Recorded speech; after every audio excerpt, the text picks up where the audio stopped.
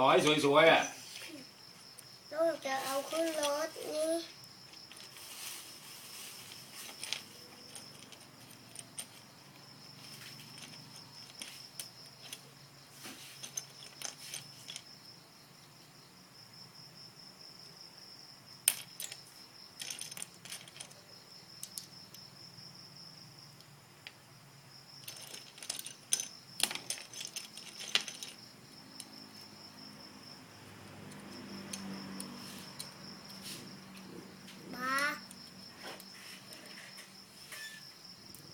จะเสียงดังเลยนั่งแง่เสียงดังก็กลัวเลย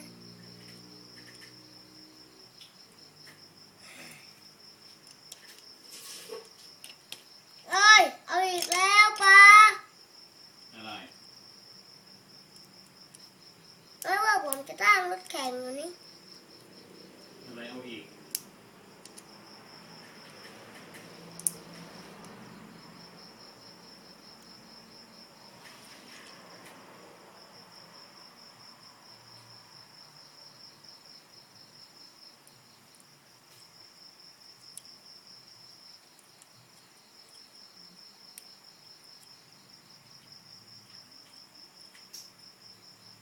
ปะ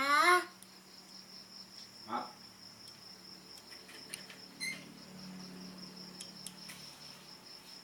ป้าอยู่นี่จะโวยวายทำไมเรียกปะเลย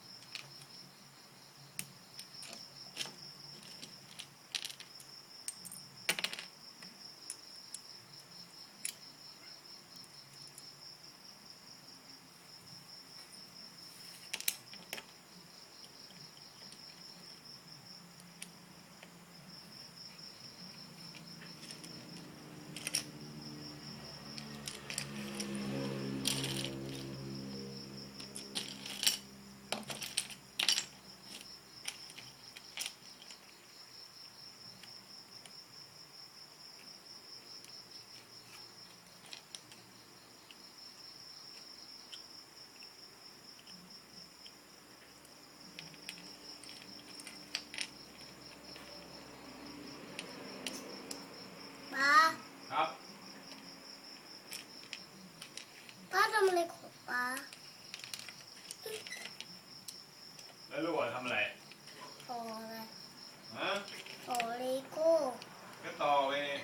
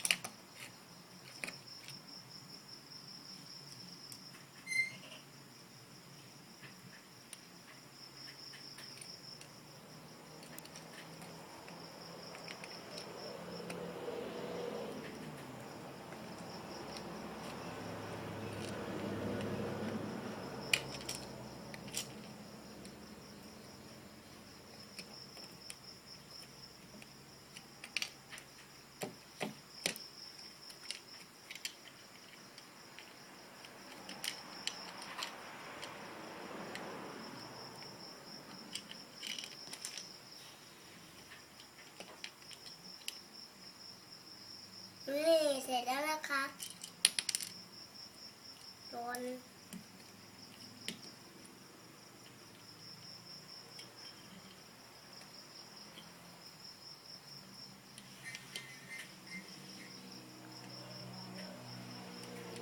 นี่แล้วนะครับ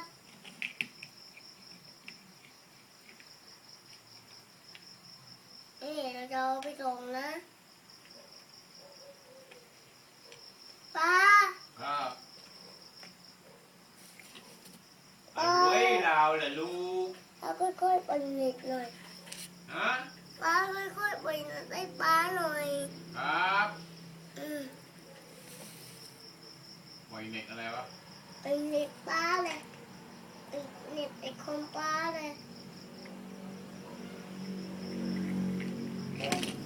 แหว มันเกี่ยวกันไหม เอาหายไปจุดแกตีกันเนี่ยแล้วหน่อยกลับไปดีกลับไป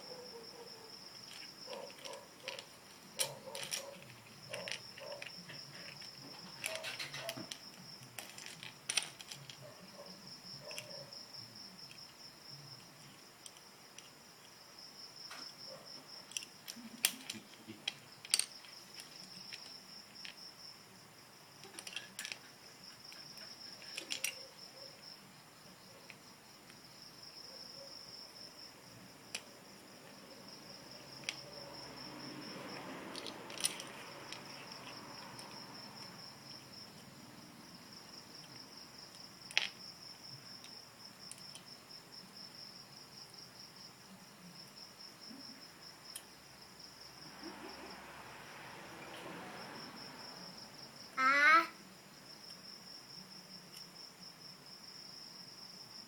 ป้าหัวเราะอะไรป้าพูดหัวเราะอะไร เอ๋อเรื่องของป้าเลย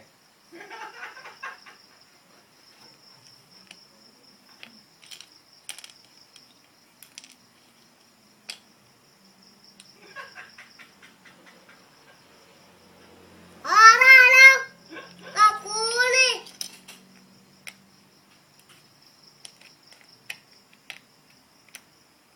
เฮ้เด็กดีลูกจะเล่นก็เล่นของลูกไป มันบอกว่าหลอกกู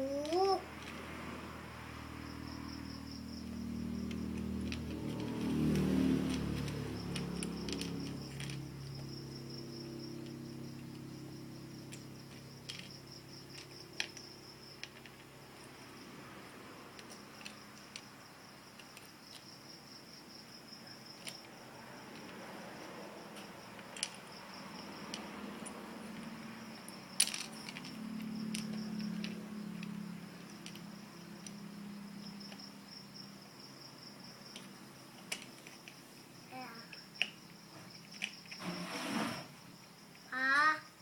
ครับ มันจะกลัวอะไรวะ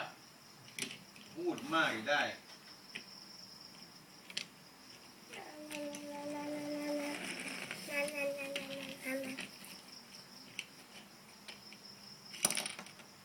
เขาพัง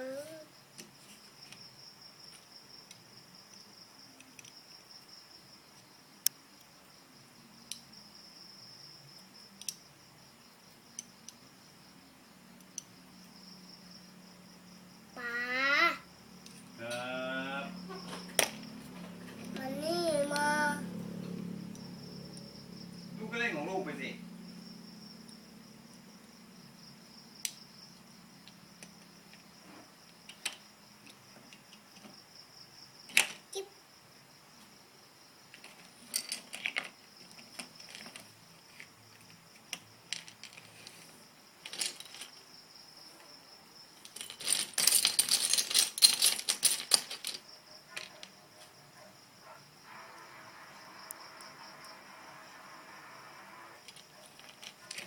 ให้เล่นเหรอ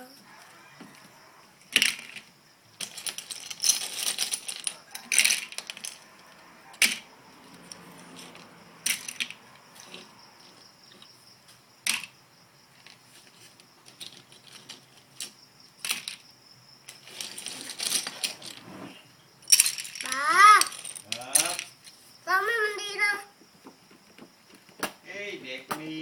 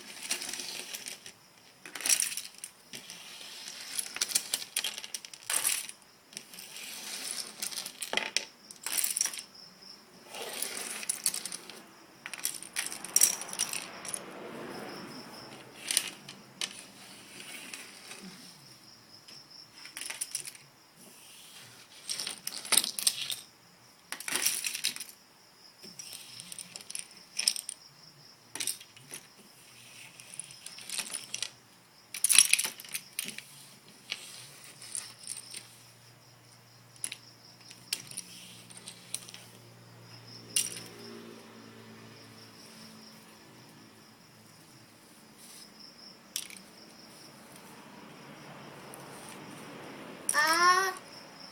อะไรล่ะครับ ป๊าหนูไม่เล่นเลโก้แล้ว แล้วบอกจะเล่น ป๊าหนูเล่น